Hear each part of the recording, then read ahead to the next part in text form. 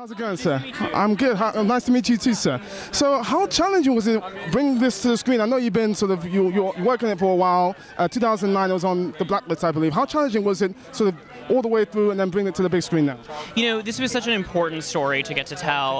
We all felt working on the film this tremendous responsibility to pay tribute to Alan Turing by telling his story properly, by telling the story of a man who was such a genius and such a sort of social outsider in his time, but yet accomplished great things. It was a story we were all so proud to be able to get to tell on screen, but one we were also nervous about. There's a huge burden to do it right and to do him justice. So I hope somewhere out there Alan Turing is proud of the job that we did. Absolutely.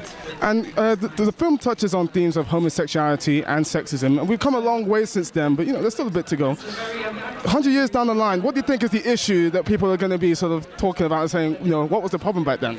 I think that maybe this sounds depressing to say, but I think that homophobia, racism, and sexism have far from gone away, and I'm sad to say that I think that in 10 years, in 20 years, in 50 years, in 100 years, we will still be talking about them and still be dealing with them. I think that I am so happy with how far we've come as a culture since Alan Turing's time, but gay rights and women's rights are issues that I think will always be a part of our society and always be important to remember and to struggle for.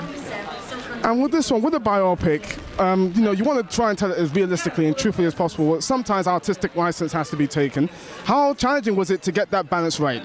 I think that we worked every day with what is the most accurate version of the story we tell, what is the most real version of the story we tell, what did this experience feel like to Alan? I mean, it's Alan Turing's movie, it's a movie about this one character. What was his experience of the war? How can we bring his experience of Bletchley Park to life as best we can? And that was always foremost in our minds. But one of the great things about this team of filmmakers is that every time someone came on, they would instantly dive into their own set of research and kind of run into our office with a whole new set of papers and articles they'd found. When Morton came on, he did a whole set of research and found things that I had never found. And then when Benedict came on board, he went off and found a bunch of stuff that the two of us had never found. And everyone was just so committed and so devoting to really telling the story with respect.